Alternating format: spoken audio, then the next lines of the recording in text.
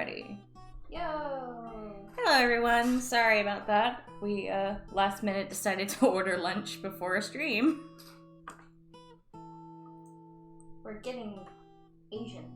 Yeah, because that's pretty much the only place that's delivering right now. It's so good though. Yeah, bento's amazing. I just don't want pizza again. No, I'm tired of pizza. Hi everyone. Uh-oh. You that. We're just gonna pause it, because I really just have this to monitor the chat. Okay, oh, I should probably open the chat, shouldn't I? Yeah, okay, we are just not prepared. You asked if I was ready, I said yes, I was lying. Alright, so, this is very last minute. I kind of just decided I wanted to do this morning, and then this girl got off work early.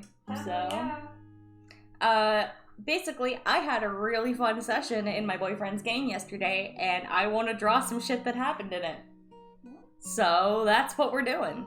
Somebody super chatted already. Who? Was it Pancake? If it was fucking Pancake, it was fucking Pancake. God damn it, Pancake. Pancake! Oh, I gotta use it for myself. Oh, they're asking who I am. Fuck. If you guys didn't see Bards for Bards, this is Connor, who is my pretty regular partner on my channel. She's my sister and handles a lot of the technical stuff behind the channel. Hello, nice to meet you. Yeah. Can you guys hear her, or do we need to move her closer?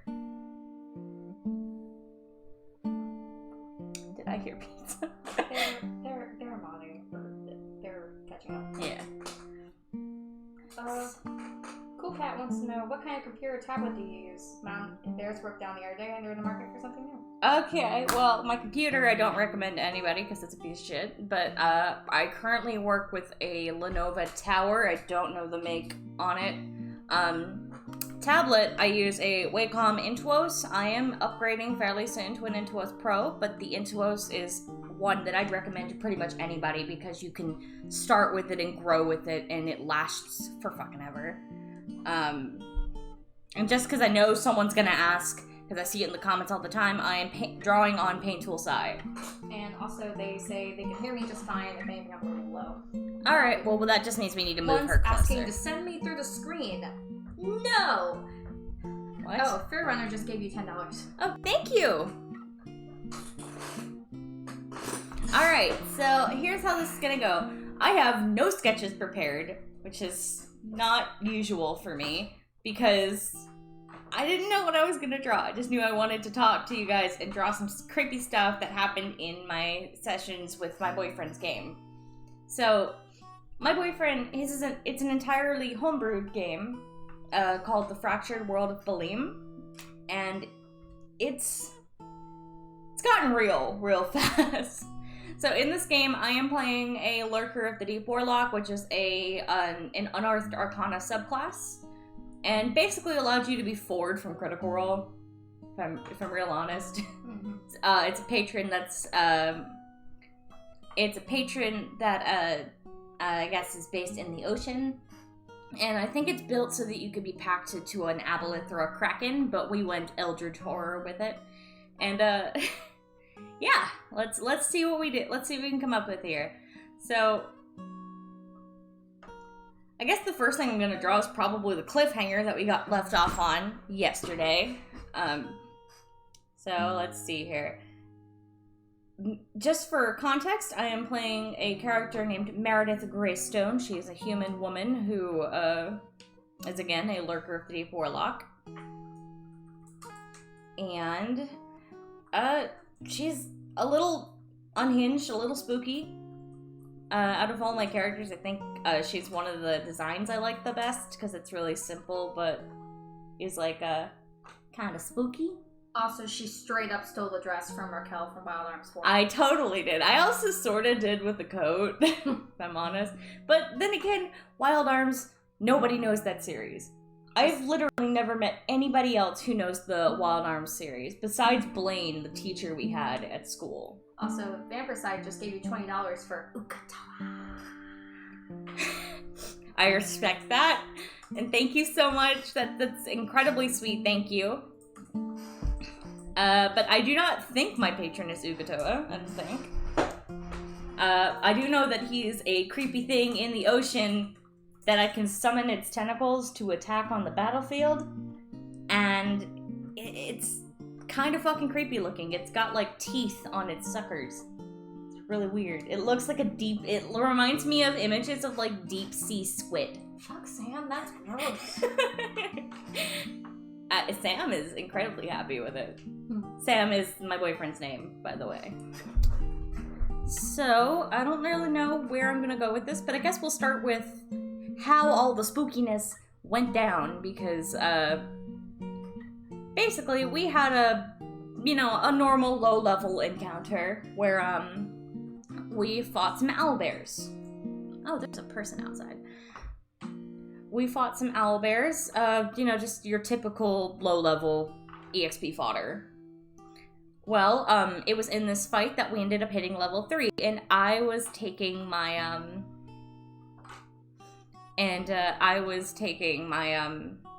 my Warlock pact, and I ended up going Pact of the Blade, because that's my favorite one. Blade locks are really cool. Edgelord. Fight me. I'd win. Yeah, fight me. Alright, so... I lost my train of thought. Okay, so basically, my boyfriend called attention to the owlbear corpses, and then to me, and basically describes how I suddenly feel this, like, intense pain in my chest, and underneath my skin, he says I can see, like, shapes moving down my arms, like something is snaking its way into my hands and starts forcing my character into the semantics of a spell. And it's like, it's fucking brutal, man. So, and did I mention it's also quite painful, and Meredith is not happy with this, she's not okay with this. She's like, kind of freaked out that this whole thing is happening. So, God, words, why are words so hard? I don't know, is this the point of a stream? To work on your ordering skills? Yeah, you'd think so, but it's always a failure every time. Come on. Okay, so he was making Meredith do somatic shit. It hurt, it was real scary. It was painful, it was scary, and suddenly all of the blood starts getting siphoned out of the owlbears and collecting in... What the hell is happening in the chat? Oh. Very threatening to fight Pancake. Please don't fight anybody. Get along, children. So all of the blood begins getting, like, siphoned out of these owlbears, right? And collecting in a huge ball above them. And there's, like, 4 or 5 town guards that are just watching this happen.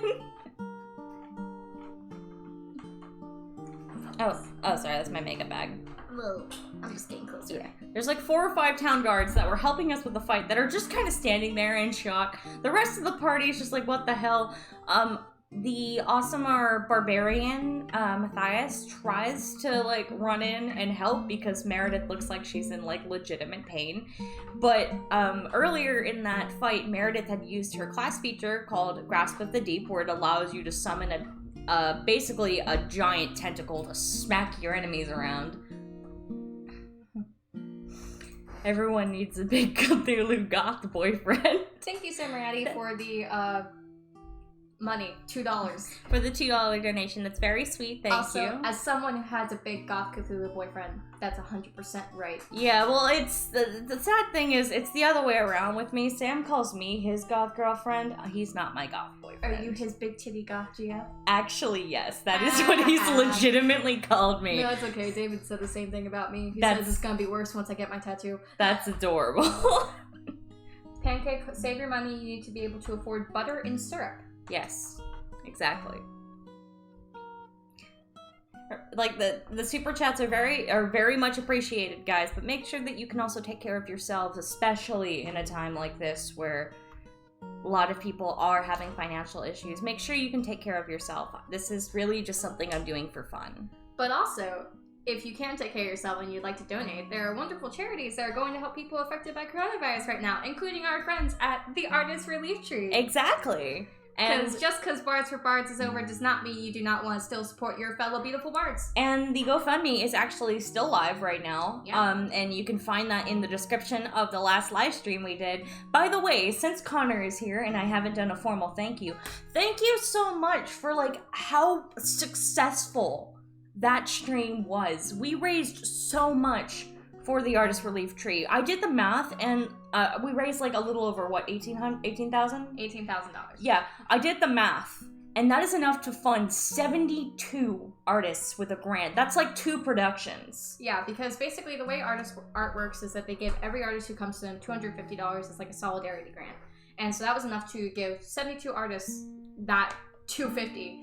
And like, as someone who works in theater, for context, a like medium to large theater production and like a community theater usually takes between, including actors and production staff, anywhere between 30 to 40 people. Mm-hmm. So that's 2 like small shows that have had, or small theater shows that have like been, everyone working on that show could get $250. Exactly. So thank you so much, everybody who came. Everybody who stuck it out for an 8-hour long stream.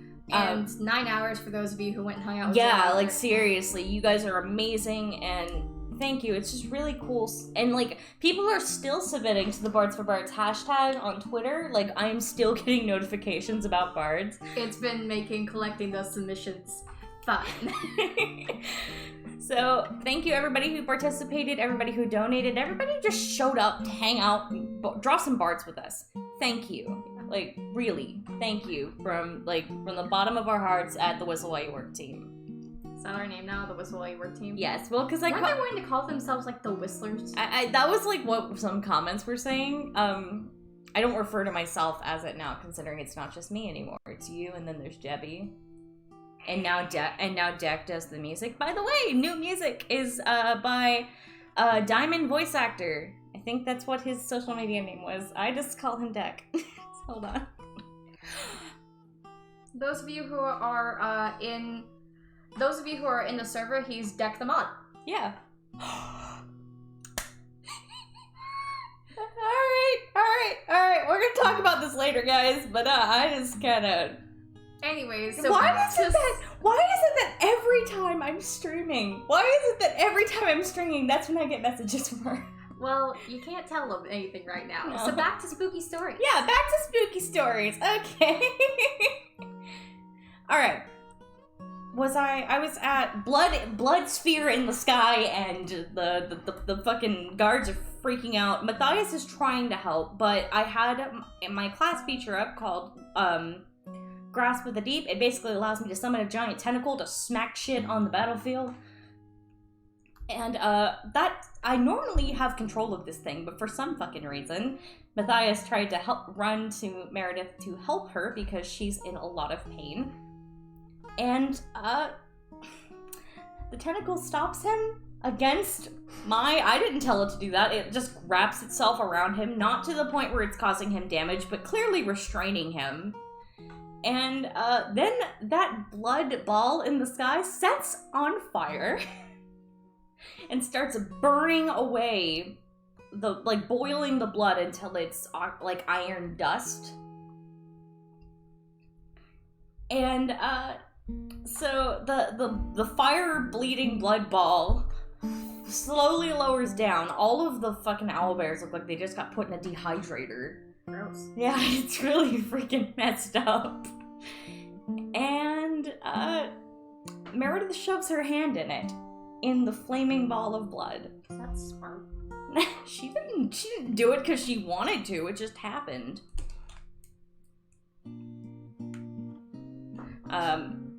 So I don't even know what I'm doing with these arms. Let's just do a headshot for now. I don't know what I'm doing with these arms yet. Draw your whole party. Fuck. Oh, Tiny Knight doesn't have a proper ref yet, though. Draw everyone else.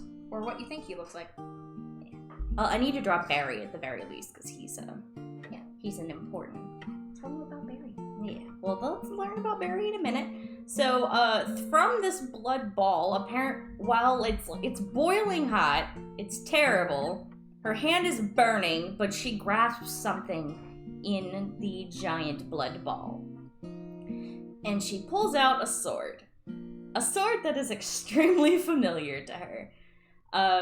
Because Meredith, I think, is the most tragic character I've ever written in terms of what's happened to this poor woman. And since that actually kind of indirectly was, the players found out, the party doesn't know, but the players heard Meredith talking to both Barry and another NPC. But basically, Mary was the wife of a sailor. She had a son. They were very happy. And before Mary had her son, she used to sail with her husband. But after their son was born, she settled down to help, give her son a stable environment. And her husband continued. He was a ship captain of a ship of a cargo ship, where they would deliver trade goods. So when her son was about 10 years old, her husband decided he wanted to start teaching their son how to sail because he wanted to leave the ship to him, like when he retired. Well, the first voyage out, the ship never returned, never arrived to its destination, and it could only be assumed that it was lost at sea. So, something of note there is that the sword that Meredith pulled was the sword that her husband used to take with him. The long sword that belonged to her husband. And Meredith knows that sword very well because that sword was the anniversary gift she gave him for their first anniversary. Oh, that's so sad. That's so mean. That's so mean. My patron's a dick. Mr. Jellyfish is asking, why do so many of your characters have dead, missing husbands or kids? I question that myself because it just kind of happens. Technically, Meredith is the only one that has a missing husband, but I do a lot of moms that have either lost children or have severed relationships with their children. Low-key mom issues. Low-key mom issues, yeah. I have low-key mom issues. Ugh, I've met our mother, I understand. Mom watches this channel. I hope you know that. Good. So... yeah, I make a lot of very tragic moms. Technically I've only made 3, but you guys have heard about them the most because those are the campaigns that just happen to have survived the test of time. I mean, to be fair, everyone has, tropes they tend to go to with their characters. So many of my characters end up strangely involved with death. Yeah. And, for me, I try not to make so many moms, but I'm a very maternal person anyway, and it's easy for me to get into the mind space of a mom. I don't know why that is, it's just how I am. So it's easy for me to get into that space for role-playing. I think in the last 3 games I played, I ended up being a character that was party mom. So I had Arrow, who is sad mom, and then I have Meredith, who is spooky mom. I was about to say, Nia is not party mom. She's party little sister, who you would die for. No. Nia, actually, I'm bringing Nia back, and I'm very excited, because, actually, that's something I should probably talk about at some point here, because Session 0 is this Saturday. You text it. So, basically... that's how I got my packed weapon, was I pulled it out of a giant sphere of blood. Meredith was kind of freaked out because she's never had that experience with her patron before. In fact, Meredith had this idea that am I drawing the wrong eye? No, I'm not. Meredith had this idea that her patron was actually something divine because of, some things. Obligatory trigger warning because this does have mentions of suicide and I don't want to, make anybody upset. What? No. And I don't want anybody to, oh god, my driver stopped working. So just, yeah, your obligatory trigger warning. Meredith, after finding out that her son, the ship never reached destination, Meredith fell into a drinking problem and ultimately tried to jump off a cliff. Rude? Yeah. Well, it was a very dark time. Barry and Mary are actually from the same town and knew each other before this, and Barry basically watched Mary go through that decline, which is why they're really close friends now. Dex says we're good. Cool. So, when Meredith was in the ocean. She doesn't have a lot of memories. She remembers waking up on the shore and feeling very strange, like an alien sense of calm.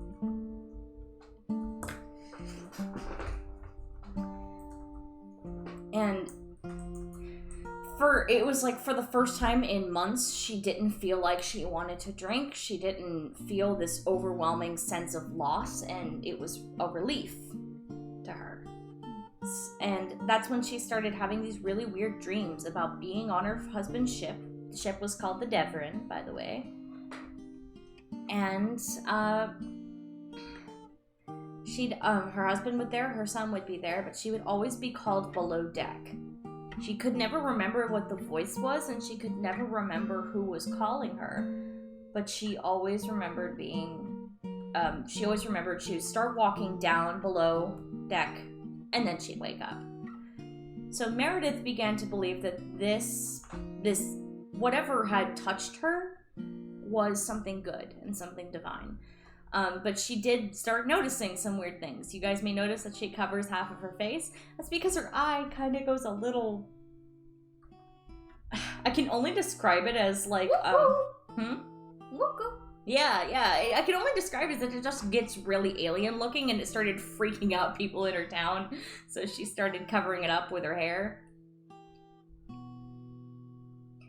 And over time, she kind of just continued to have these weird alien impulses, and she noticed some things had changed. She remembered feeling her body hit the rocks when she jumped off the cliff, but when she examines herself, she has no injury, and any scars that she had before, like cutting yourself in the kitchen or something, like little things that you would just get through life, they weren't there anymore. It was as if like her skin was back to like being perfect and pristine. So eventually her and Meredith, a friend of hers who I've mentioned a few times already, Meredith is this really spooky painter. He's fairly young. He's like 19. And Mary met him because she just kind of wandered into his painting shop with her son one day, and Mary, she was... I don't know if I can say this because my party doesn't know this yet. Basically, Mary was once from an upper-class family. Mm-hmm. So, a very upper-class family, and these kind of shops cater to that kind of upper-class family. Basically, Barry's shop is... it's one of those situations where rich people buy his work just to say that they have this macabre piece of artwork instead of actually appreciating it, where Mary herself actually liked it. Barry is also super spooky. Yeah. Like, his, he's, like, all about hands and, like, creepy shit like that. He's an aberrant mind sorcerer. Yeah. He's really spooky, and I love him, but do you think we can tell who, like... Do you think he'll be mad if we tell Barry was the person who made? I mean, he's gonna be playing with us in Dexter. Thanks, Itweeb, for the $5. Hey girl, why you stab my hand? It's just an RP prank, bro. I didn't stab anyone's hand. I think you're talking about wait. Fuck with the Well, don't fucking touch my character's ass and I won't fucking stab your hand. Fuck that This guy. stream is not gonna be monetized. I have lost all monetization. Fuck that guy. I said fuck too much. Okay, so you know what? I'm just gonna say it because he's been pretty chill about it when considering he's gonna be playing in the live game with us, and that's gonna be broadcast on my stream. Mm-hmm. So, fun fact, guys, the person who made Barry is the same person who made the creepy death cleric Aldrich, who all of you really, really seem to want to know about. So that should explain a few things about Barry. Yeah. His player is super sweet. And basically, Mary and Barry became friends because Mary liked his artwork, and Mary met Barry when he was a little bit younger, living on it. He was like a younger, like mid-teenager-ish. Oh, I heard that. He was like a mid-teenager, and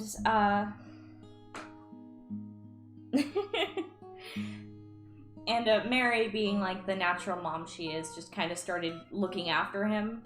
Like, you know, stepping her head, it's like popping her head into his shop every now and then, making sure he was okay. bring leftover food because he doesn't eat as much as he should. You know, just little cute things. So when Mary started kind of going off the deep end, Barry kind of, you know, took some time to check in on her too, and they developed a friendship through it. Eventually, there is a big festival on the other continent in a town called Gahim, which is kind of known worldwide, and it's a big harvest festival where they celebrate the harvest for 2 weeks. And Barry wanted to go sell his paintings there, so that's how we ended up in Gahim and met the rest of the party. The party right now, there's a halfling paladin who introduced himself as Tiny Knight, but we know his real name is Meek. There is a rogue named Hugo who did not get off very well with the party. He did not get off on the right foot with the party. And we have an Aasimar barbarian named Matthias, who is him and Mary are kind of the old people of the party. Because they're both 32, while Barial is 19? Yeah, 19. Tiny Knight is 17, and Hugo's 25. Tiny Knight's 17? He's a baby! You do not understand. Meredith is, like, fully taken, like, mom mode over this kid. Also, thank you, Kalobi, for the, I believe that's £2. Thank you! Thank you so much. That's very sweet. First time watching your stream. Thanks, Stories. Thank you so much. Oops, I left a note. Yeah, I think this is just gonna be a headshot for now. We'll move into the spookier stuff as we stream. So, okay, back to the spooky shit. Meredith is mildly freaked out because before all of this, she's viewed her patron as something benevolent and almost divine because the way she sees it is that these dreams it gives her allows her to see her husband and her son again. And that's literally all she wants. All she wants is to see her family again. So when this thing started doing all this creepy shit, she's just like, hey, I didn't sign up for this. Technically, she didn't sign up for any of this. Meredith never knowingly made a pact with anything. Okay, I know it's euros. I'm dumb. Don't have to keep pointing out. Alright, leave her alone, guys. We're uncultured Americans, okay?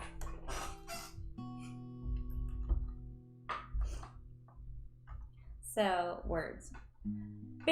After this, the next day we end up getting called in by the town guards because they want to thank us for their help, and I may have also been issued a warning for my creepy blood magic that I did not mean to do, but I was given a warning.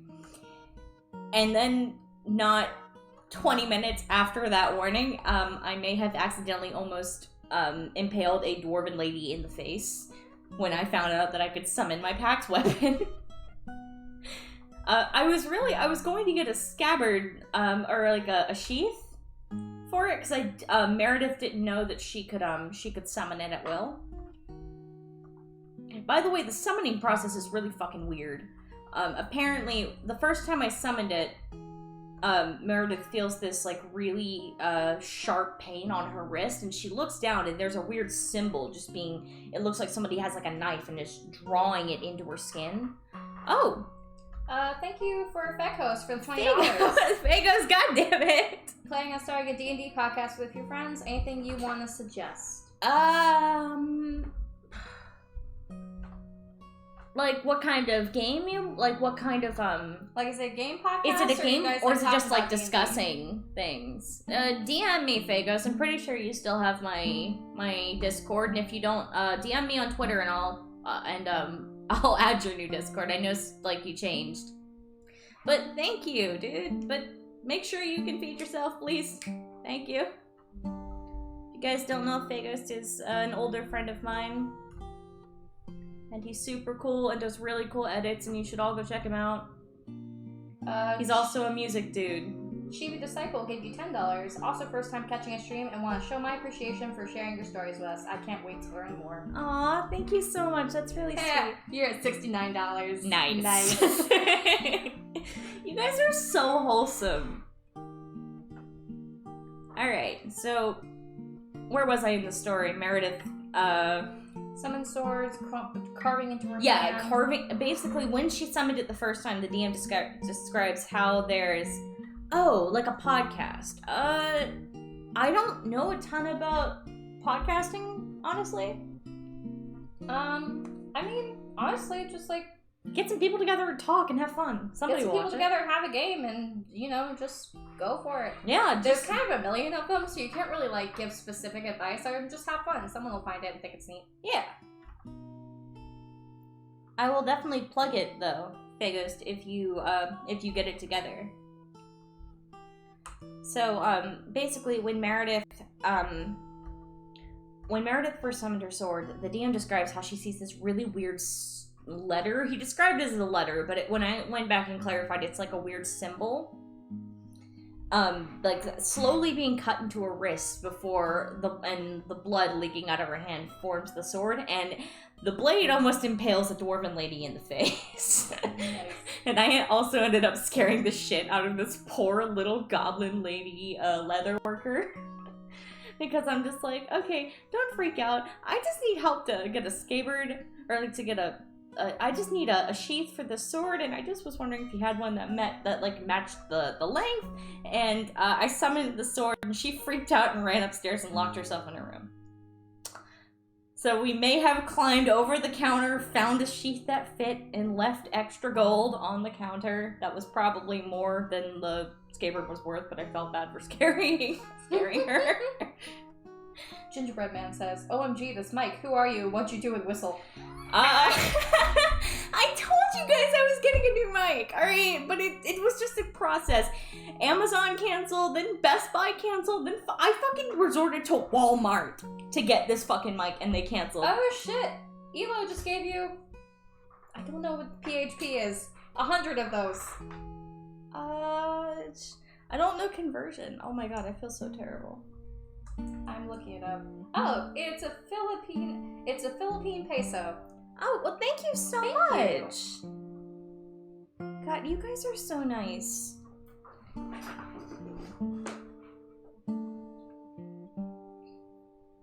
I got people from everywhere. Jeez. Yeah. I didn't think my people from, like... I thought it was just, like, my analytics just show, like, US, Canada, and some parts of Europe. That's about it. Some people pop up from all over. Yeah, seriously. That's awesome. That's really cool. Okay, so... I scared this poor goblin lady, and later on I got another warning by the guards because basically he was just like, so, I got reports after you walked out of my office of a lady matching your description almost impaling a woman in the face and then scaring a leather worker to the point she locked herself in her room and was calling for guards. Also, thank you Vampirside for another $10. Hashtag pancakes wholesome me too. Aww. Oh wait, no, pancakes wholesome too. I can't read. You guys are all wholesome. You guys are all wholesome, and I genuinely do not deserve any of you, but thank you. So, I ended up freaking out a poor leather-working goblin lady, and got threatened by the guard that if I do any more creepy blood magic in the city limits, I will spend the night in jail, and if it happens again, I will spend a month in jail. She doesn't mean to. Mary kept trying to explain, listen, this is totally out of my control. I'm sorry. I will totally just leave your city. And then we got roped in by the guards because they needed help figuring out who let the owlbears out, because that's becoming an overarching plot point. But then some things happened. So Hugo the rogue earlier in the game had there was an incident in the... I'm just saying something. Oh, there was an incident in the, earlier in the day, I guess, the campaign, where a horse got out and attacked this poor high elven man and broke his nose. Aww. Yeah, his name was Talith, and, he was a wizard.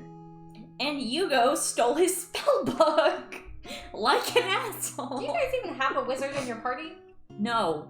He stole the spellbook because he was gonna sell it. You go. Damn it.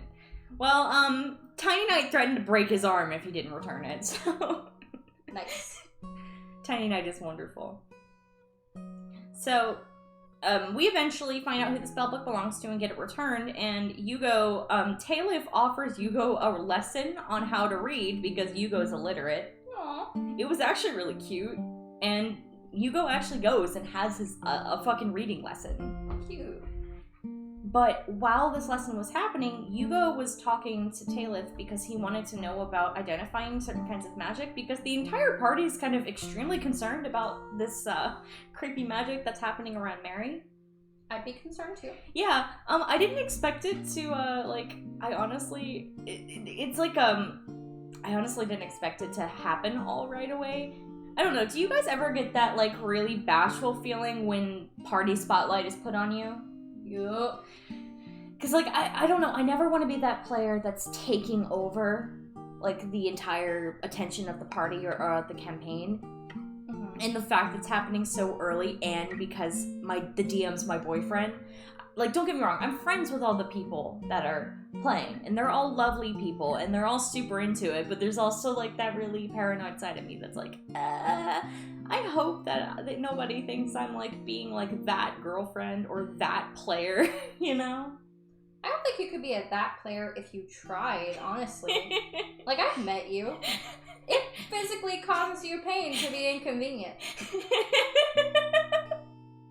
I mean, yeah, well, anyway, Yugo starts asking about identifying certain types of magic, because he wants to know if he can identify whatever the fuck's been going on around Mary, because weird shit just happens. Also, Mary and Barry just are weird together. I took the telepathy feat, and Barry, being an aberrant mind sorcerer, can already kind of just has telepathy, like he can connect to people's thoughts. So they talk to each other in their heads all the time, and it looks like they're having full-on conversations without moving their mouths, and it tends to freak people out. Pretty freaky. It's fun, though. A lot of it is like us shit-talking Yugo, to be honest. Well, now he knows. Yeah, Yugo knew already. A lot of it is us, like, being like, this party member's interesting, or, we were kind of shit-talking one of the guards when he was giving Mary a really hard time about this magic shit that's completely out of her control. So, basically, Yugo starts talking to Talith, and Talith eventually tells him, hey, why don't you send this woman my way? I'll see if I can help her. Well, through some shenanigans, Mary ends up going to Talith, and that's where the party kind of found out about all of her shit. Because she was talking to Talith about it, and she was just kind of like, you know, if I want answers, there's really no point in me being coy or being, you know, about or keeping this quiet. And, you know, as much as I know it's like a warlock stereotype that they're super secretive, but, you know, Mary, I think to Mary, she's just like, there's no point in keeping it a secret if it might give her give answers. Oh my god. Oh, thank you, Ella, for another 150 Philippine pounds. No, pence. Pesos. Thank you. I'm gonna make a compilation of how many times we can't figure out what the currency is. I'm gonna slam my home tool. But before I do, I'm gonna eat your lunch. No, don't eat my food. Speaking of... It's almost here. It's almost here? Okay, cool, 'cause I'm hungry. When the food gets here, we will still stream, but we will not be drawing. Yeah, I want to finish this by the time the food gets here, so I'm going to actually move a little faster on this. Hurry up, she's in Hartfield. Yeah, well then I'll at least get the sketch done, the line art. And then we'll tell more about the shenanigans. I have a boba tea coming, okay? I'm very excited. I'm very excited for food. Well, this is like the only place in town I know that delivers boba, and that's not like at a ridiculously overpriced delivery fee. And don't suck. Yeah, well, yeah, that one boba cafe here is kind of terrible. It really is not great. Food reviews with Shelby and Connor. Oh god, you can see the fucking camera shaking when I'm laughing. No, that's not cool. Uh-huh. That's not cool. Alright, so, Mary goes to talk to Talith, and eventually, reveals that a few months ago her husband and her son were presumably lost at sea, and she tried to step off of a cliff. It didn't kill her. She still hasn't put together that this thing might have done something to her. She just thinks that she got lucky and washed up on the beach. Mary, honey, are you the sharpest tool in the shed? 'Cause you don't sound like it. I mean, she might have hit her head on a rock, to be fair. Valid. And, she's just a sailor's wife. She's a very simple woman, okay? I thought she was, noble. Well, I mean, technically, she was born into nobility, but she left it all behind and was kind of disowned by her parents. Oh, was it one of those, he's not good enough for you? Well, yeah, actually, that was exactly what it was. Her father, who, you know what, fucking, I'm just gonna say it, because it's gonna come up eventually. Her father owns a really big mine in Meredith's home country, Calatias. And, where actually a majority of the world's gold is mined. Food's here, so I'll be back in a second. Alright, Connor's gonna go answer the door so Doggo doesn't go crazy. So, Mary was technically born into nobility, but she left it all behind when... Oh! We got another super chat. Thank you for giving me something fun to listen to while pushing cards for one of those companies that canceled on you. That's canceled on you. Thank you so much for the $10, King's Bishop 76. That's very sweet, and I'm glad to be entertaining for you. Let's see. So, Mary was born into nobility, but she left it all behind when she was about 19. For context, she's 32 now. She left it all behind when she was 19, and has a very strange relationship with her father. Not so much with her mom, but with her dad. They don't get along very well. Because her father was actually one of the sailors, her husband was one of the sailors that worked for her dad. So, wasn't a very fun thing. Alright, guys, we got food! Take your expensive ass tea. I will take my expensive ass tea. I love boba tea. Alright, we're gonna pop over to Mary's reference picture here so you guys can see what she looks like. I'm drawing her without her coat because she doesn't have her coat right now. She's getting it tailored. This is yours. I want to buy that because it looks good. Oh, God. Oh, and it's the chilled sesame noodle. I'm so mad that I never knew that before. Otherwise, I would have just stopped getting the sesame noodles by themselves. Also, soy sauce. I don't need anything. But I will. Food time, yes. Okay. This is just gonna Remember, be a... kids, if it's lunchtime, you need to eat. It's important for your health. Exactly. This is just gonna be like an audio-only mukbang. It's just... What the fuck's a mukbang? You've never seen those? Is that where it's like the Asian people just eating? It's like the eating gratuitous amounts of food. That's always been weird to me. Yeah, I never understand it, but I like making fun of it.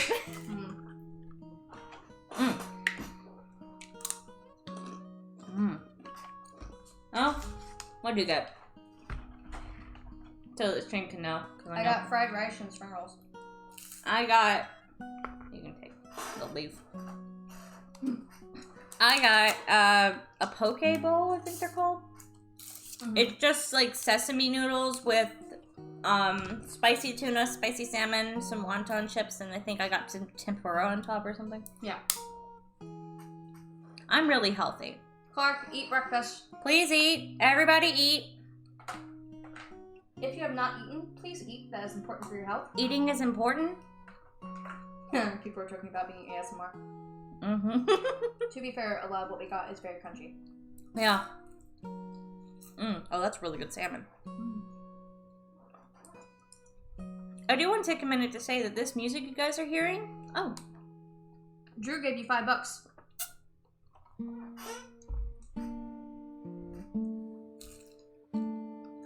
It's a pretty fish taking a warlock in general. Thank you, Drew! If you guys want to know, this is Yugo's player here.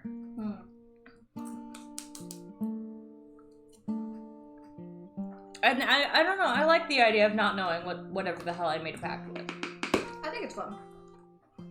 Like, what the fuck's going on? Yeah, well, and I like that she's like, don't get me wrong, I love warlocks that are like nefarious or like, you know, not generally good people, but I also like takes on warlocks where they're not, you know, I enjoy playing with the idea of Warlock a lot.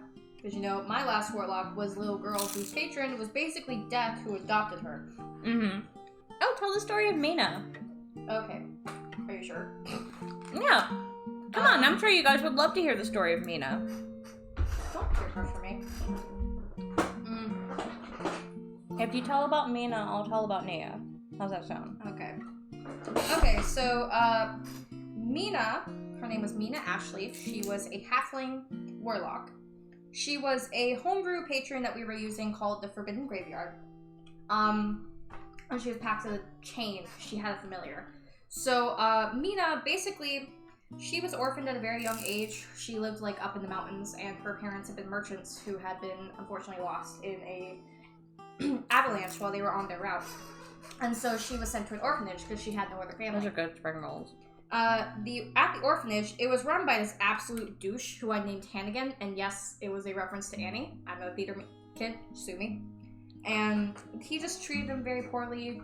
Basically, he was Miss Hannigan. He made them do chores, didn't educate them very well, took all their stuff, used the money that was supposed to take care of them to treat himself. Spicy tuna. Sweet. Thank you, Pancake, for the $5. Now, please make sure that you can take care of yourself, Pancake. That's very sweet, but thank you. We got another one. Oh, and Hokey Pokey gave $5 addicted to food. If I don't eat, I start to lose weight and get the shakes. Are you sure that might also be, like... When you say don't eat, are you mean like you go days without eating? Because that's what we call low blood sugar. Yeah, and I know from experience that's not good. But basically, Mina lived in this orphanage with a really shitty caretaker.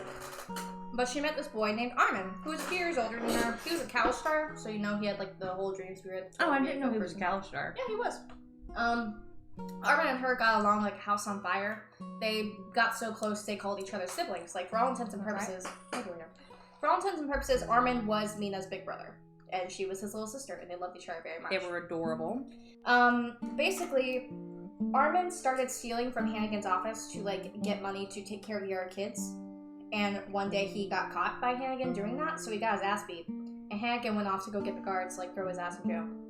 He must have been like 9, and Mina would have been like 6.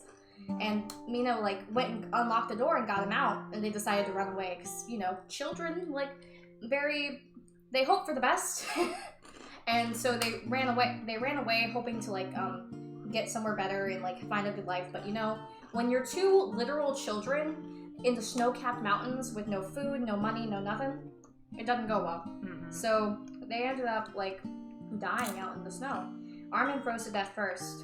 And then Mina was dying, but as she was dying, she had this vision of this woman coming to her, the Gray Lady, this faceless, veiled woman who exuded nothing but peace and quiet, who reached down, and Mina just like, basically, Mina was also a ghost-wise halfling. She only spoke telepathically. She did not have use of her voice. So food is awesome. I agree. Everybody eat food. Food is important. Thank you for running for the $5. Thank you so much.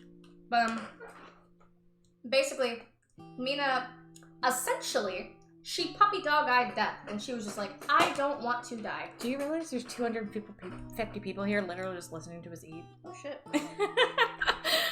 Yeah. She essentially puppy dog-eyed death. She's like, I don't want to die. And death was like, and the Gray Lady just looked at her, and eventually the Gray Lady nodded. And this intense cold that had been spreading through Mina as she was dying, she was freezing to death, went away. Suddenly she felt warm. She could like feel the feeling in her limbs again. Her eyes burned. And so the Gray Lady held out her hand for Mina to come with her. And Mina stood up and she looked behind her and she looked at Armin's body. But she was like, I don't want to go alone. And she's like, you're not alone. And when she looks again, there's Armin's body on the ground, but then Armin's also standing right next to it. Armin's spirit. So, basically, Armin was dead, but he was a spirit, and he had become attached to Mina. And Mina was taken by the Gray Lady to the Forbidden Graveyard, this place between the realms of life and death, where it was the Gray Lady's domain. The Gray Lady is in charge of all lost souls to get them to cross over to the next realm, or hold them in the graveyard until they're ready. And so... so basically, Mina was raised in this plane between life and death. Her teachers were the spirits. The Grey Lady, for all intents and purposes, was her mother. And she always had her brother, Armin, with her. And when Mina was old enough, the Grey Lady sent her back out into the material plane, saying to help any and all lost spirits that you find their way home. And so Mina went back out into the world, and she was able to see and communicate with spirits. Like I said, she was a ghost-wise halfling, so she was only able to speak telepathically. Her voice, after she made her pact, her voice stopped working. She physically could not speak. We did this thing where it's like for the verbal components of her spells, Mina would be channeling the spirits who had taught her her spells, and so like their voice would come out of her for like verbal components. It was very spooky. Mina is also the warlock, the little gremlin that almost drowned in a well. Hush. But and then eventually when I hit level 3 and got my pact, I went pact to the chain, and so Armin, who had just been like a spirit following me till then, became my familiar. He became a raven that was my friend, and he was given a physical form by the Grey Lady as like a boon for my service. And yeah, that was Mina. I loved her a lot. She was a little gremlin. She was this very bright, cheerful girl. I liked playing with the idea of like she was raised in like this, what most people think is like a horrible, desolate place, but no, she was chill. She was very happy. She was very bright. She was a cheerful little girl. So she was raised in the afterlife. Yeah, Technically. she was. She was raised amongst the spirits. Alright, so as promised, you talked about Mina. I'll talk about Nia. Hell yeah, we'll eat. Yeah. I can't talk too much because I'm actually reprising... Oh, Vegemite came for the D&D drawing state for the spring roll ASMR. Oh, wait, I can actually tell you guys this because he's here.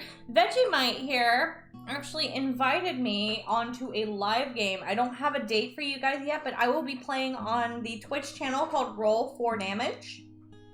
Is it the word for or the number for? The number. So I'll be playing on the Twitch channel Roll for Damage as Era Blackwood, a wizard of necromancy. Spooky. All right. We're all about top-notch spooks.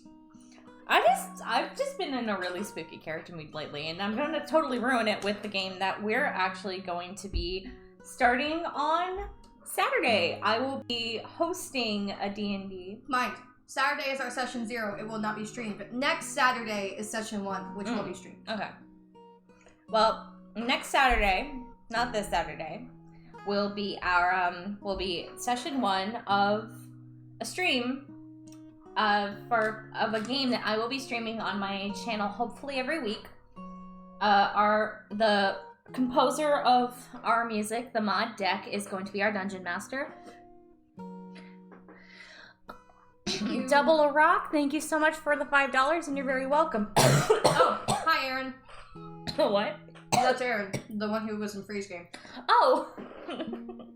Hello. Sorry, I swallowed spicy tuna wrong. I have, like, 2 things in front of me right here. I'm gonna go for the milk tea, because that'll help. Alright. So, basically, we're gonna be running a live game on my channel, where I will be reprising this character role, so I can't tell you too much about her, but I will tell you that you guys have seen her before. She is the dragon and the ferret speed paint on my channel is Nia,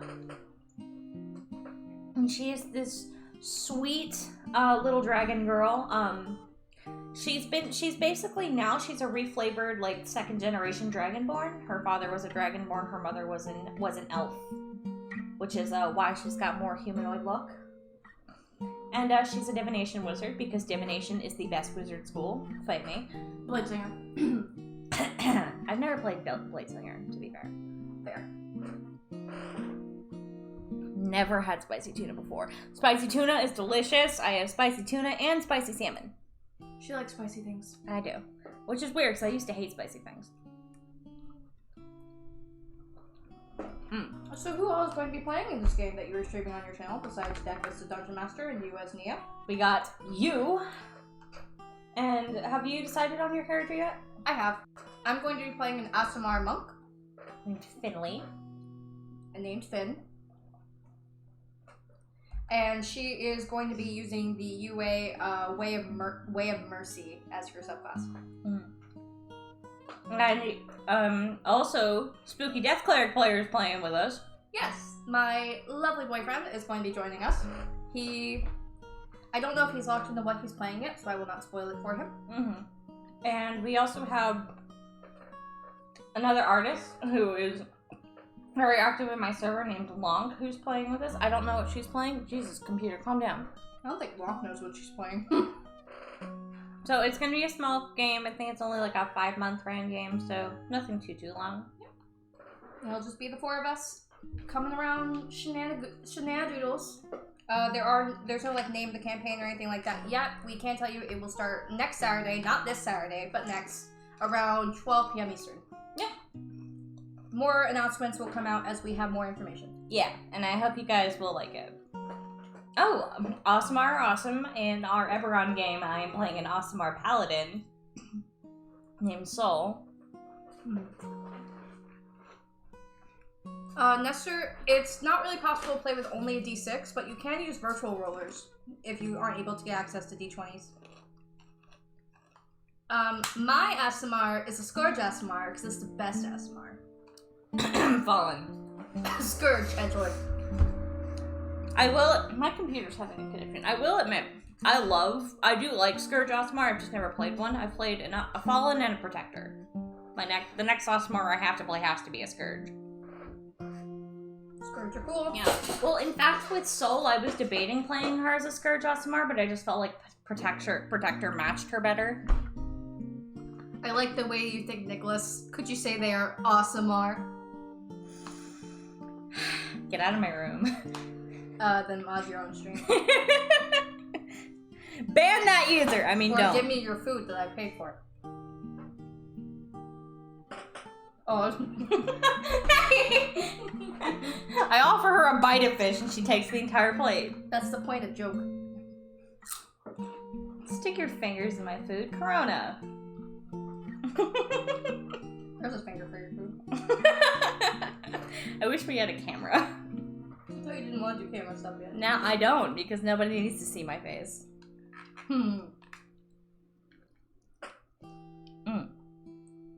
Okay, so the one Shelby is doing with what was his name? The one you're doing with your other friends. The one Shelby's doing with Vegemite is called Roll for Damage, and you can find it online.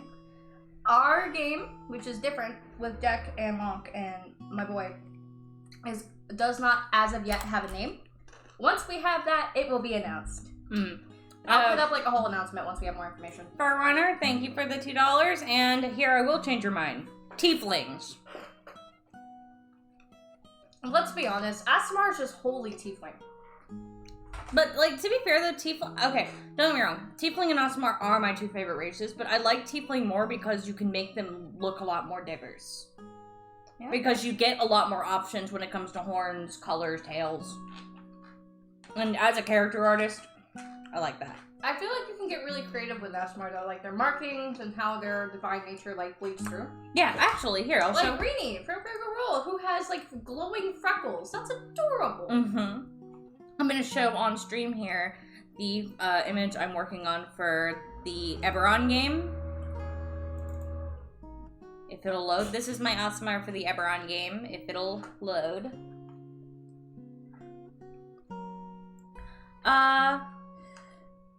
Chibi Disciple, $2, thank you so much. And I'm sorry, but humans are kind of boring. Hey, I play a lot of humans. Humans are kind of boring. Fuck you. So this is actually my ASMR. I haven't drawn her markings yet, but she's got these really intricate tattoos that you can see in the picture on the bottom left. Or bottom right, sorry, not left. Anything can be fixed with the Warlock Pact. Everyone should make human warlocks. Just take Let's just all be warlocks. Warlocks are best class. I mean, druids are pretty awesome too. They don't compete with warlocks. And they do for me, because they're my favorite spellcaster. I love me some wizards, but good God, I love warlocks. Thank you, Vampire Sight, for the $5. ASMRs and Tieflings rock. We'll get back to the drawing soon, guys. I'm also a very slow eater, so forgive me. I'm not. $20. Humans are not inherently boring. Fight me. That's $2, not $4. Sorry. Pancake first. Cut yourself off. Second. All right. Humans are not. They're not like inferior. They're just a little. They're not as fun to play for me as a different race. I just took a piece. You can give me another one. Eat it. Tell me what to do. I do love warlocks, and I play a lot of them, funny enough, but I love druids. I don't really like the whatever spicy stuff they put on this. It's not that it's too spicy, I just don't like how it tastes.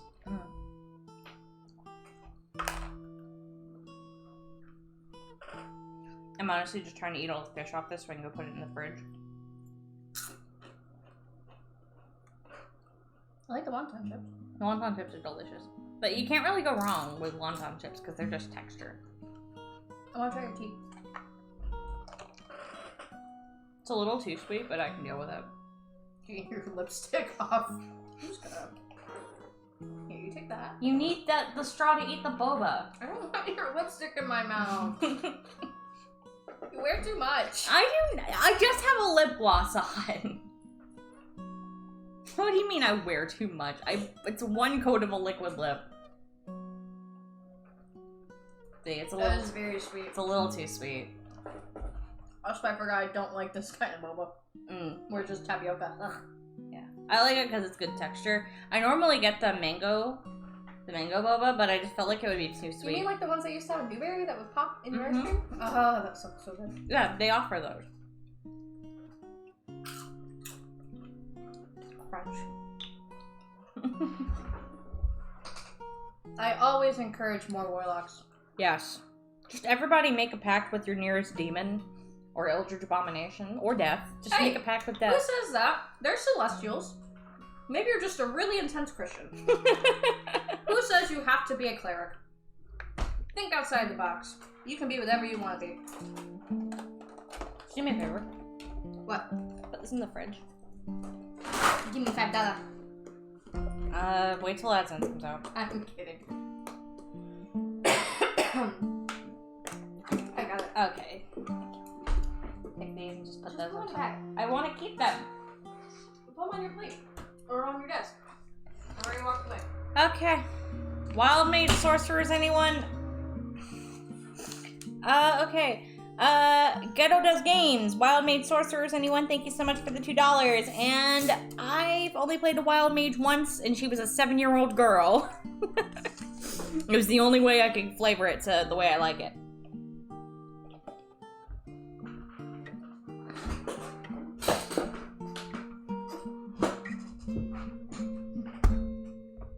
Alright. Let's get back to the spooky shit, shall we?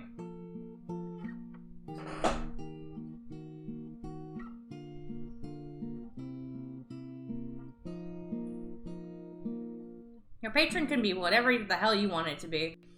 I was going to be playing, before I decided on playing, Nia, the Dragonborn Wizard, I was going to be playing, tried to make my own boba once, tasted like sugar-coated cardboard. Thank you, Elo, again, for the 125, Filipino pesos? Or Philippine pesos? Again, I'm gonna fail this every fucking time. And, you know, to be fair, traditional tapioca boba doesn't taste like anything, really. It's just a texture.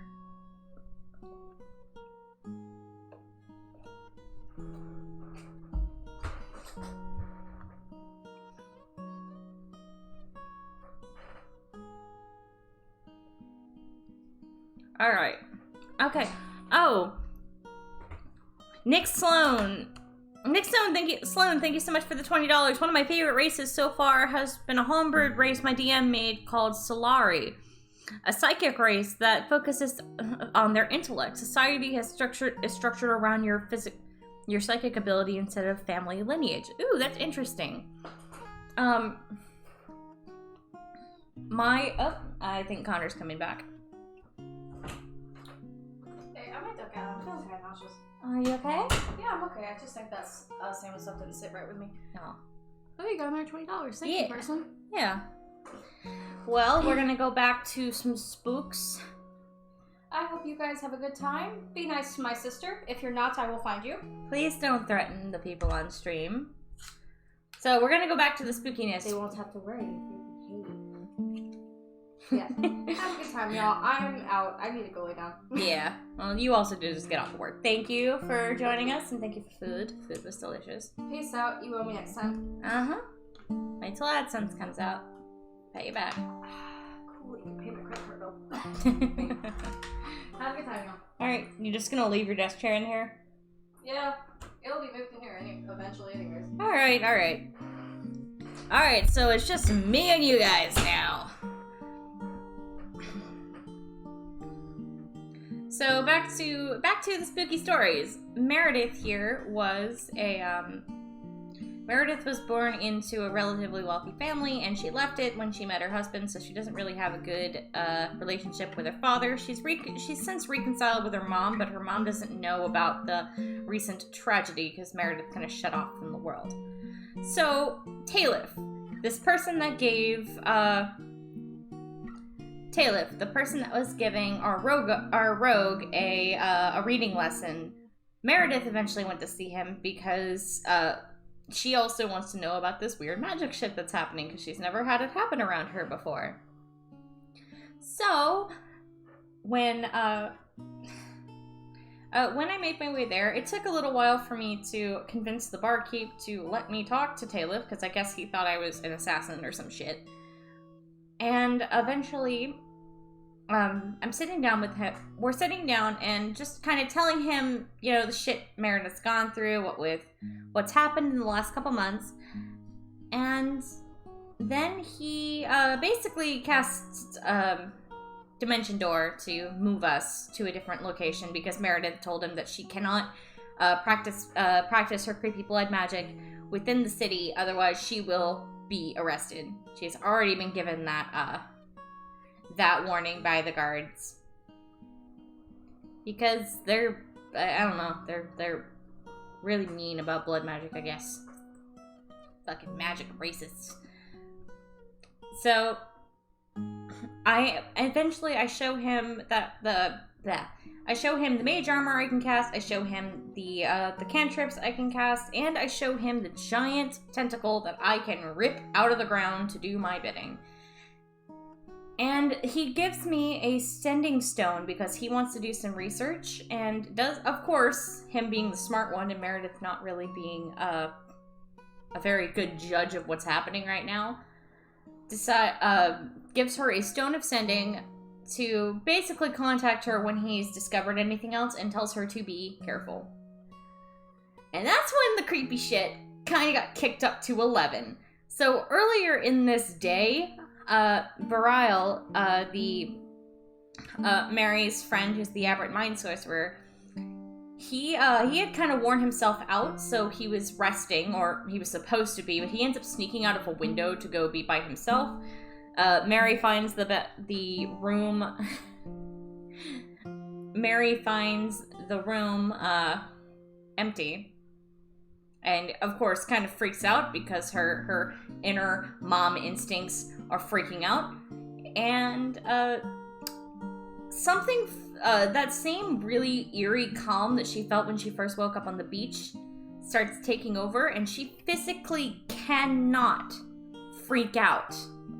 Like, it's like, literally, this thing will not let her feel the anxiety that is, like, boiling in her blood. And at some point, it's like, she cries out to whatever's holding her back, begging to let her have that relief. Because now, instead of just feeling calm, it's like, she knows she's feeling it, but she physically cannot express it, and it's making it worse. So, Meredith hears in her ear after making she had to make a wisdom save, and after, I don't remember what she made, but I don't think she passed it. And after she makes the roll, she hears this deep, really fucking scary voice. Like, honestly, think of the narrator from the Doom games, and that's the voice that she fucking heard. More like flung himself. You know what, Drew? Thank you, Grim of Sparta, $2. Yeah, he kind of more flung himself out the window. It wasn't good.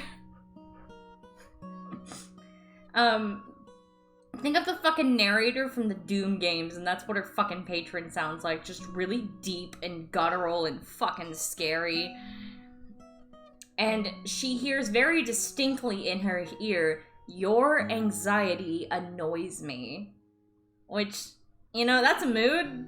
That's just a solid mood. I totally get where my patron's coming from. My anxiety annoys the shit out of me too, but come on, be nice to the girl.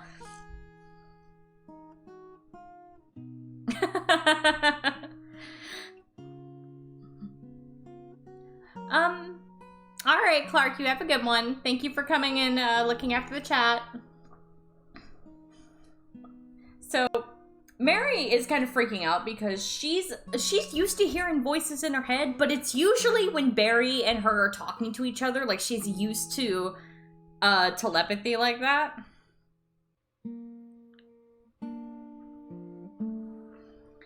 So she's like whirling around like, did somebody say something? Please tell me you guys heard that. Nobody heard it, and she just kind of brushes it off. And then that incident later that night, after she's leaving Talev's inn, he dimension doored them back to the inn where they met, and she starts walking home. It is pouring rain at this point, right? So Mary's trying to get through the industrial district back to the Brass Buckle where the rest of them were staying. And suddenly, Meredith hears that same voice in her head again, saying, "Duck into the alley on your right." And she's trying to ignore it at this point because everybody has told her not to trust this thing, and she doesn't know if she can trust this thing either because it's physically harmed her at this point. Just for the record, she has like these really long, snake-like bruises on her arms from seeing these shapes moving under her skin to force her body to go through these spell semantics. So, you rude motorcycle bastards! Sorry if you guys heard that. There are these people on my street that just love to rev their fucking motorcycles right in front of my house. So, she ignores it. She tries to tell it no. Tell it no, I'm not doing that. Make a wisdom save. I failed that wisdom save, and Mary is physically dragged backwards by an unseen force by, like, it's as if somebody grabbed, like, the collar of the back of her dress, started dragging her into the alley. Her heels are digging into the mud on the road, and she's trying to fight it, and she's just thrown into this alley. And she's looking down, and she can see her reflection in a puddle of water. And, remember what I said about how she covers her eyes, because sometimes it looks kind of freaky looking because of her pact. It's part of, her link to her patron. So, and it started freaking out her, the people in her town, so she just started covering it. She can see, like, her hair's down, so, parted, and she can see both her eyes in the reflection. And suddenly, it's like my boyfriend described it as if a curtain is opening. And I'll draw it here. He described it as if a curtain is opening. And, Meredith has, like, kind of gray-brown eyes. They're very dark. So, like, say that's what Meredith's eye looks like normally. Let me just copy this and put it off to the side.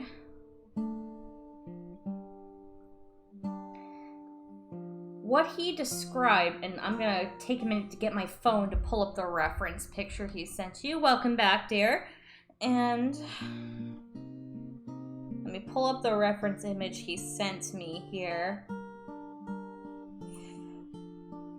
Okay.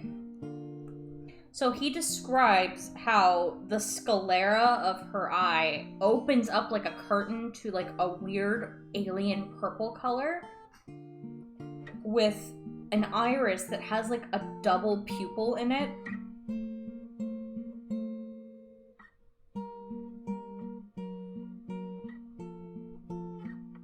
So there's her eye right there, and I'll go ahead and like grab some colors.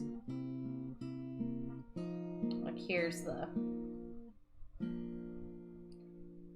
and like a yellow iris. That's not yellow enough. Computer, relax. So her eye went from prepare for the Lovecraft. Apparently, my patron is supposed to be based off of a very specific Lovecraft monster that I haven't been able to guess yet, honestly.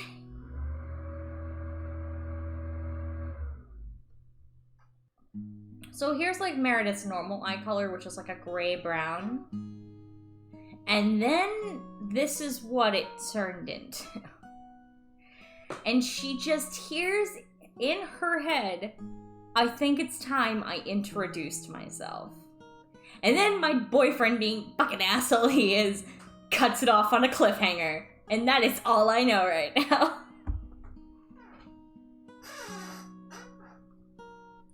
Whatever it is, it's fucking scary. So, this is honestly, I think, the most fun I've ever had with a patron. I love giving my DMs a lot of creativity. Actually, I've already guessed the Yellow King, and boyfriend has said that is not the one, but he might be lying to me, who knows? I think I've just, like, found myself in 2 games now where with DMs that just love to freaking scare me in the game. Because, if you guys caught my last Twitch stream, I was talking about my Tomb of Annihilation game where I had another encounter with a very scary NPC who calls himself Mr. Oops. Who is very, very spooky. He's just this, like, tall dude that just, he's this really tall, really kind of, it's hard to explain him. We use Maxwell from Don't Starve as his face clam.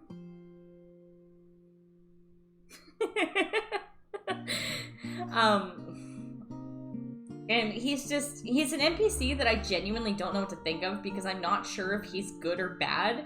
He has not done a single thing that actually harmed me, but he's scared the living shit out of me in character multiple times, including computer, that's rude, including waking up up in a tree to find this creepy NPC sitting 2 feet away from me, just watching me while I'm trying to sleep. Fun times. Very fun times. So, I don't know, I think I just have a little bit of, I think I just fell into DMs that like to scare me, and I love it when my DMs freak me out in game, I guess. I don't know, one of my favorite things is seeing DMs pull shit out of their sleeves that, like, you know, that awesome character moment where, it's like that moment the DM brings up your tragic past, you know? I know that's like a meme in D&D, but it's truly one of my favorite parts to see what the DM has planned for you. I love seeing DMs taking, like, the little thing you wrote and turning it into something a lot bigger. Her computer's working so hard. Yeah, listen, my next big upgrade is my computer once I can afford it. It's just right now, my family's hours have been cut for work. And, pretty much everything I make from YouTube right now is going back into my family. So again, thank you everybody who has donated, who's donated, who's watched my videos, kept the ads on. I really do appreciate it because right now this is what's helping keep my family afloat.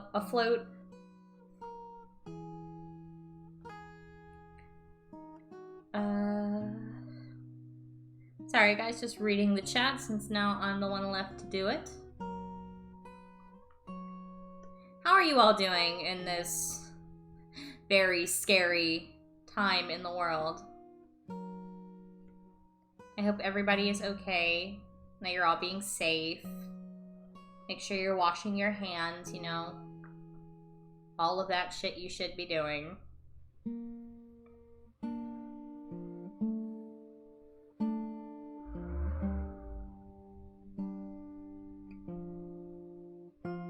Let's see here.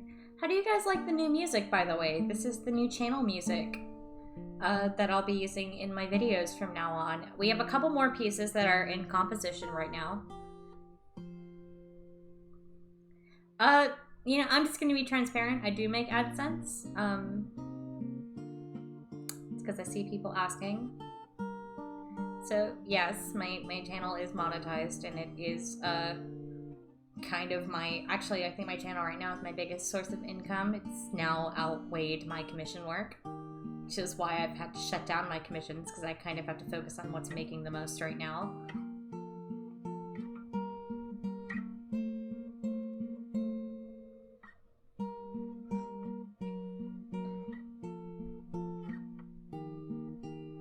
Well, I hope you all are being safe and taking care of yourselves, and you know, if any of you guys are watching this in quarantine, heart goes out to you, and I hope that you feel better and that everything's okay.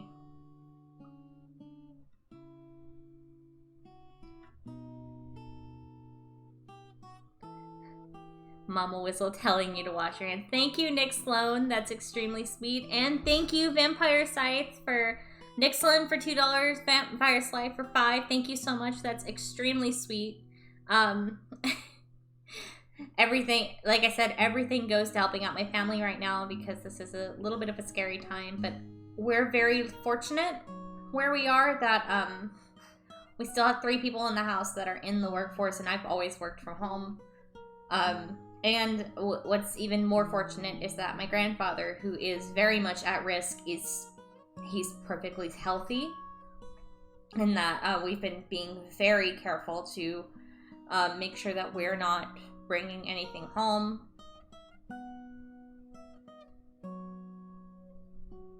So, yeah, no, we're all doing fine. It's just, I hate being stuck inside for so long. As somebody who hates leaving her home, being stuck inside during this time is just very nerve-wracking, you know? I'm sure I'm not the only one who's just ready for this all to be over already. But again, I'm also very fortunate that that myself and my family are safe, and that thankfully in my town we don't have a ton of cases confirmed. For those who don't know, I live in Florida, and which is a kind of scary place because South Florida especially, there's a lot of cases that have been confirmed. But where I am in North Florida, thankfully most people are complying with the social distancing rules and the quarantine rules. I live in a college town, and I'm pretty sure most of the students have gone home, so the town just seems really empty. It's weird. It almost feels like my mom was sending me pictures because my mom travels to work, and computer is screaming. My mother travels to work, and I swear it almost looks like it's like an apocalypse. Like it looks like freaking the roads are so desolate. It almost looks like I'm half expecting zombies to start running out like it's The Walking Dead. Okay. I think what we're gonna do, guys, is finish this headshot and probably start winding this down, because that's pretty much the story I had for this one, and I just kind of wanted to do a more chill stream anyway. And but we are planning something for 20,000. Which, by the way, I don't know when we hit that number, because Jesus Christ, we hit like 15,000 last week or something, but thank you so much. But like, seriously, that's insane. Thank you. And like, God, the channel's growing so fast, and I can barely keep up with it, but I really do appreciate it. And I appreciate all of you who have taken the time to subscribe, show up to my streams, leave a comment. And it really does, it's really surreal to get to connect with so many of you guys. Alright, let's say we do some highlights for once, because I don't know, I feel like I've been neglecting on my shading and highlighting a lot like lately, because I haven't done a full shaded picture in a long time. Meredith, oh, okay. Meredith has a very, kind of my normal character voice, which is very subdued and a bit quiet. I don't really do accents.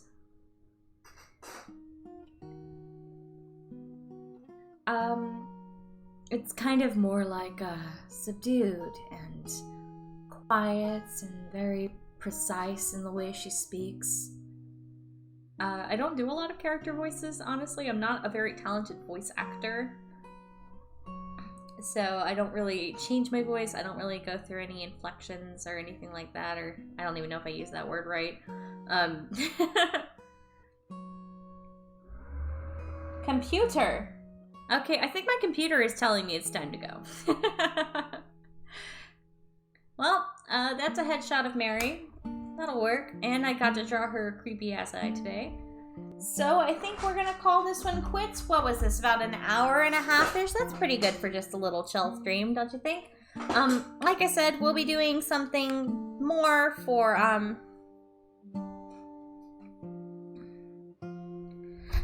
we'll be doing something more for 20K for the actual stream. We just don't know what we're gonna do yet, and we've also been kicking around ideas for another charity stream in the future, probably in the summer.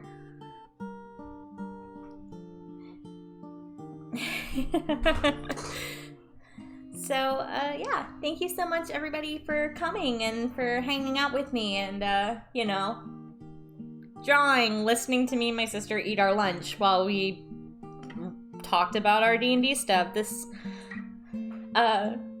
Yeah, I'm gonna start, I do stream more on Twitch if you want to pop over there. It's twitch.tv twitch.tv/whistle while you work. And I'm pretty sure I have a link for it somewhere in one of my community tabs, I'm pretty sure. I'm trying to stream at least once a week over there. More charity streaming, but we're not doing another 8-hour one. God, that was a mistake. I needed like 2 days to recover after that. It was so much. So thank you everybody for coming, and I hope you all have a wonderful day. Stay safe, wash your hands, make sure you eat, all that good stuff. And yeah, bye guys.